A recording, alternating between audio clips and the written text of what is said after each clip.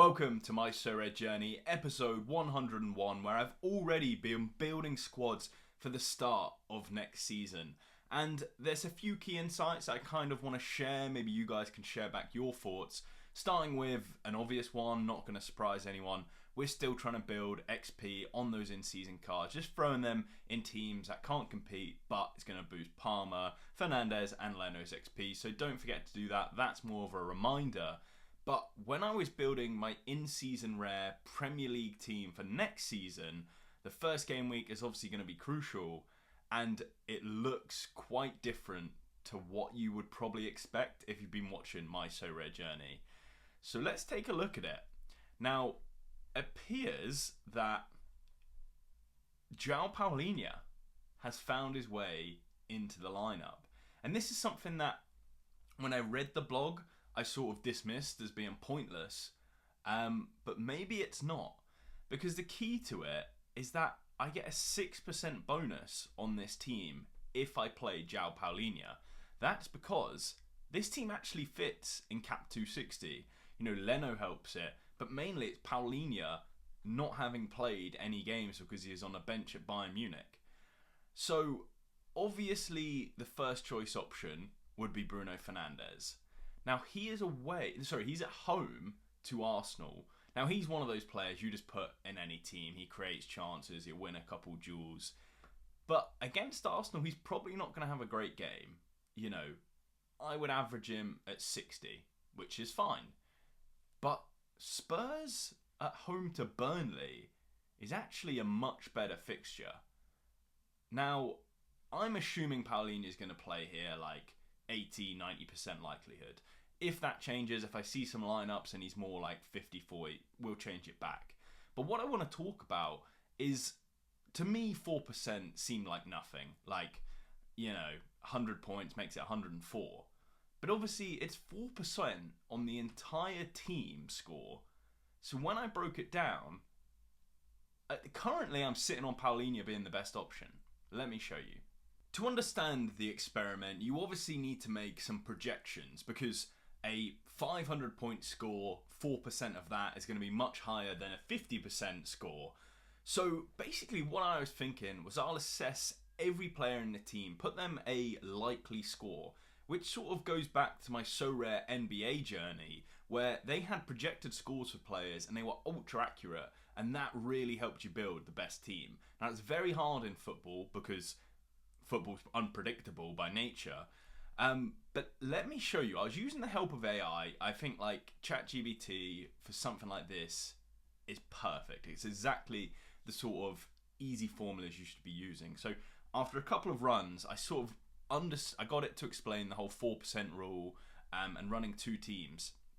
So as I said, I think Bruno Fernandes at against Arsenal would probably score a 60.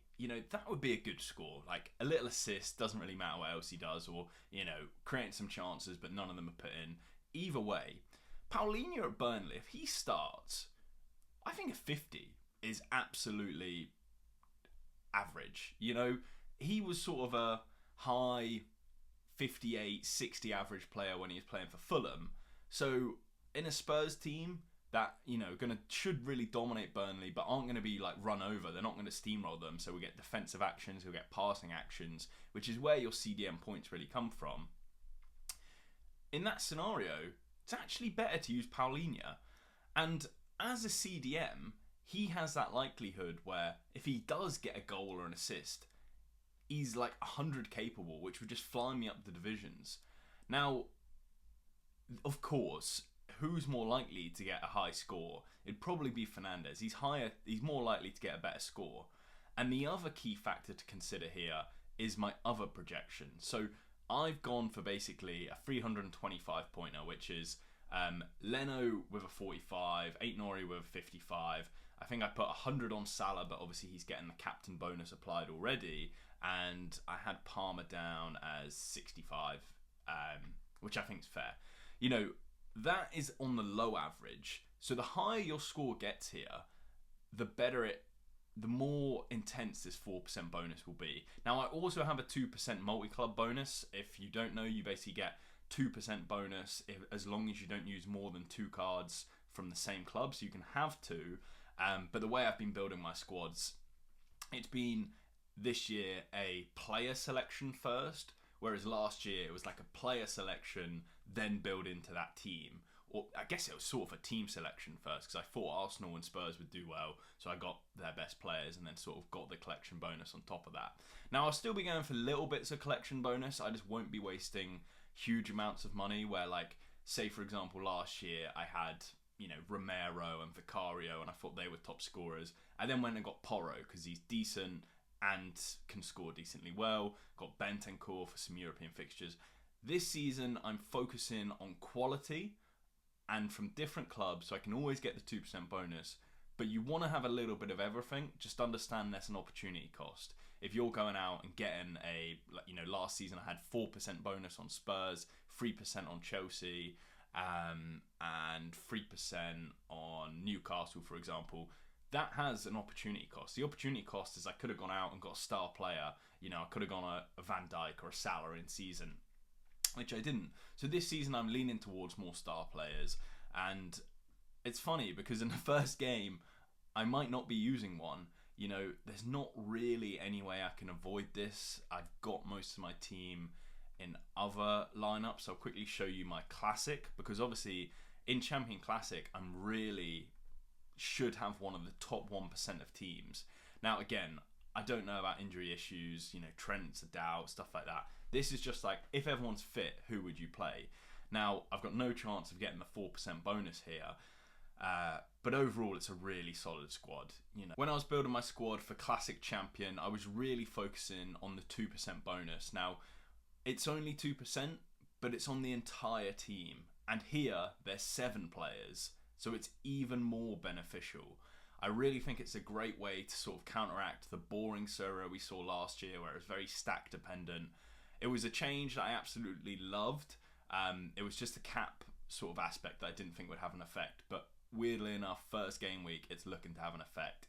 You know, very strong team here. Not really too much to say, except for the fact that you could probably bring Saka in because he's a low average. Maybe you have Saka and Fernandes, but then they're playing each other. You know, it just makes sense because Salah's not averaging that highly and Paulinho is averaging awfully low. So I think it pretty much makes sense. I know you probably want to talk about the rest of the team, so I'll just talk you through them. This is sort of the second quality of the lineups. Obviously they're set up in order. So looking at it, you can see again great strength everywhere. Here we're like losing a couple star players, but we can bring in like great selections like a Romero.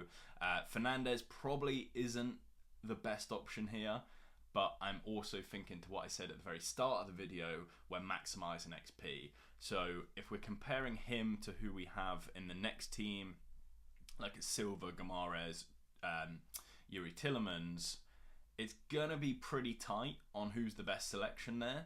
But what I'm liking is the fact that regardless what happens, I'll get loads of XP on my in-season cards, which are the most important. But looking at the prize pool, I don't think they're out yet, but as soon as they're out, I'll be winning top quality champion cards. The only risk I have, and you know, a major downside when I saw the announcement, was that I can win champion cards, but I'm playing Premier League in season, which would be fine if we were in the old Sorare where you could sell cards very easily and rotate in and out. But now we're at a stage where it's tough to sell on the secondary market because there's so many benefits on the primary market for buyers. So I'm not really sure how I deal with that problem. I guess it depends on the quality of star for 2 reasons. One, if you send them to a trader, you know, 20% of a Yamal is obviously harder to take than 20% of a Lewis Hall.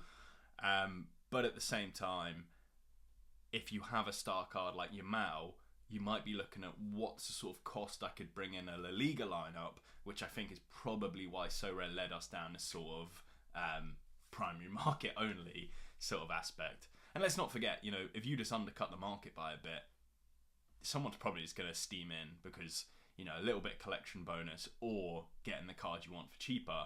Normally it's the card you want for cheaper. And talking of the card you want for cheaper, the market has been falling a lot. I was obviously quite annoyed that they released a bonus. It's like a double up bonus where you might get an extra card if you buy, any Premier League card. So they announced that right after I'd done all my purchasing, which was fantastic. But after that, even worse was that Palmer and everyone else continues to fall. We sort of expected this. It's probably a bit vaster than I thought. Like, you could see it was trickling down like £20, £30, and this one just went down like 130, and it's like, bit weird. That's actually not 130, that's 80. But they just seem to be coming down a bit sharper. Palmer's obviously like a top performer on the game. When you look at Rodrigo or Rodri, it was a lot more obvious, where this was actually before he had an injury announced. So he basically dropped £200, a little bit more, I think, off no injury news. Now we're starting to, roll out that injury news. So I don't know. It's difficult for Sorare, and it's difficult for players. The reason it's difficult for Sorare is that they need to get as many mints out as early as possible. The reason it's difficult for players is because the cheaper the cards are, the more affordable they are to more managers, which means it's more competitive.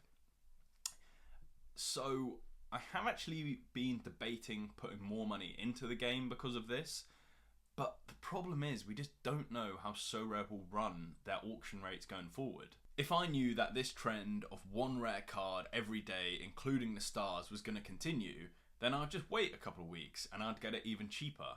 But my worry would be that they start to slow the auction rate down. As you start to slow the auction rate, people will have more capital because they're winning, and then cards will start to go back up again. And it's like, not only are you paying more than you were last week or the week before, you're paying more and you've got less utility because Premier League game weeks have gone, and you've gone from having a 38 game season to a 36 game season. Now, it's tough for anyone that's gone, semi-early to get cards, but it's also what I expected. We always expected cards to go down in value as more come to the market. But the key is, paying a fair price. I was always comparing this to how I did last season and the transfer value I spent last season. So I have no real issues. It's sort of like a paper loss, which isn't even a loss because you get them early, so you get more XP. And XP, you're uncatchable. Now, unless you're doing it suboptimally. Now, I was speaking with my Discord, link in the description, and I think we concluded that there isn't really anything fancy about the XP this season. If you've got it to spend, you just spend it as early as you can on your best players. Palmer, I've done 2 upgrades now, so I'm waiting 6 days. I did think there was a bit of interest in it, maybe you play a couple game weeks and then you skip from level 1 to level 2 by playing, and then you XP boost a bigger section of it. But I don't think any of that actually has an effect after speaking with some of you hardcore users like myself on my Discord. So upgrading Palmer, upgrading Fernandez, the only thing you've got to be careful with is overspending. Now, I should have a decent amount of rare essence because I got loads last year and I spent very, very little. I'd say pretty much none. Oh, I'm looking at essence, what I'm talking about. I should have a load of XP, because I spent very, very little last season, and I've spent a bit this season, and that's pretty much it. So I'm just going to keep rolling those out on the big cards. I guess there's a bit of strategy on what you define as a big card. Like, obviously, I'm leaving 8 Nori. I'm not really upgrading him. Maybe I should. I'll probably have a longer think about that. Maybe ask guys in Discord what they think. Do you just roll out your first 5 cards? I think what you'd probably wait for is what I discussed in the last episode, where I definitely will be ripping this essence on, I think it's the 15th of August. It's just after the game week closes, you can start this.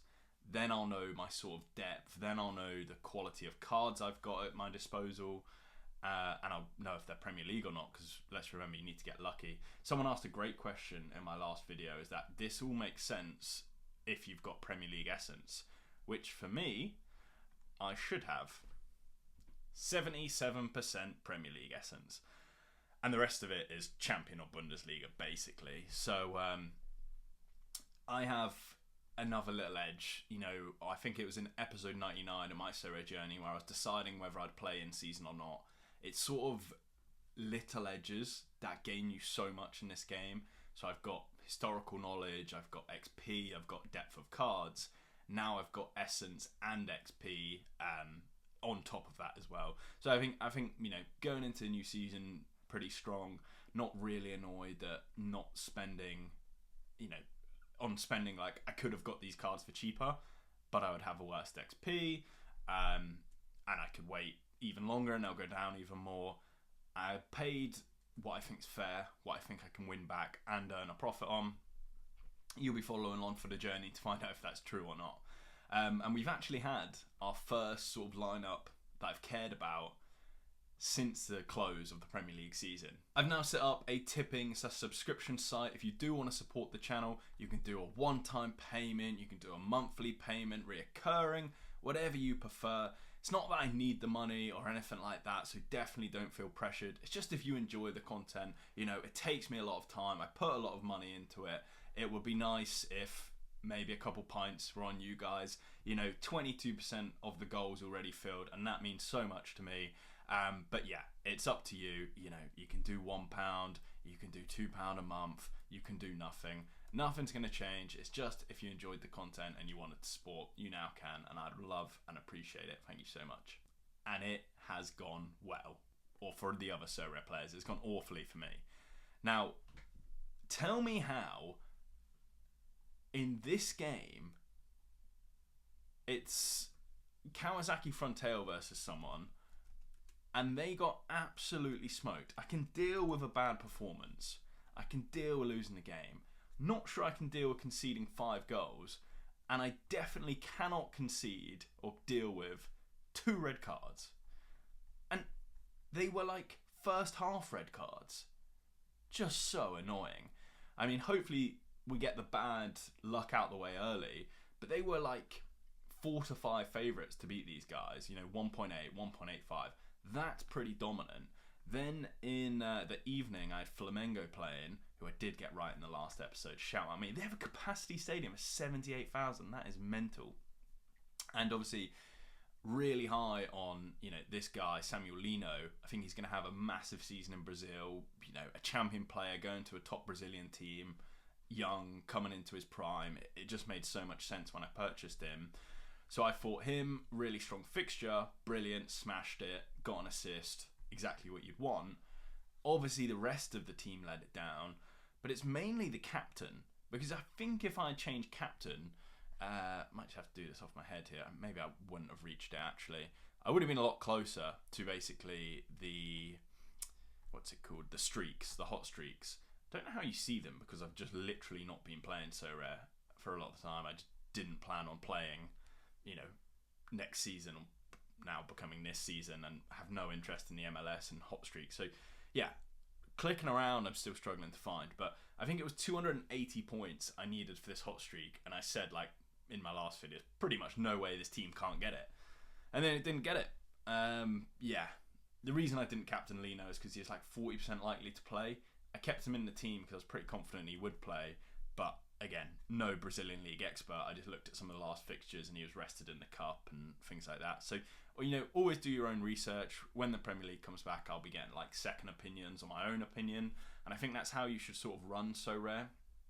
I see a lot of people just sort of trust the expert, but it depends what sort of expert is giving your predictions. Not because they might not know their club, but it's also just, you have a lot of bias. Like if people want their team to play 3-4-3, often they'll predict like a 3-4-3, or the worst one is they'll put like they'll be confident, but they don't want to go overconfident because people start complaining about it. So they'll say like 70-80%, which is like, oh, you know, I got it right. But you need to be a good predictor for this game. It's like, is he playing or not? Like 90%ers. Like, I of course understand sometimes someone's injured, you're not sure if he's coming back. But otherwise, you know, you need to be a bit decisive, because you can only be decisive in your lineups. You can't put 60% of one player and 40% of the other. You need to work out, is he playing or not, in your opinion? And then you should get the experts to back that up and understand, you know, why they're thinking the way they're thinking. Is it a structure change? Have you missed the injury news? That sort of thing. Whereas people, I think myself included back in the day, were just like, says he's playing or says he's not playing, I trust that. It's like, especially when you're one league focused, it doesn't take too much to sort of understand, you know, does this manager rest for European fixtures? Not saying you have to get it right every time. I'm just saying you have to make your own decision and support it with other people's decisions. So the only thing that I want to touch on besides what I've done already is, where would you strengthen? If I was to put a little more money in, which I don't really want to, would say I don't really have the money for it, to be honest, as well. But if you did, where would you? Because I tell you what, I missed a perfect example of saying, you know, how they basically need to cut auctions a little bit. It's Florian Wirtz.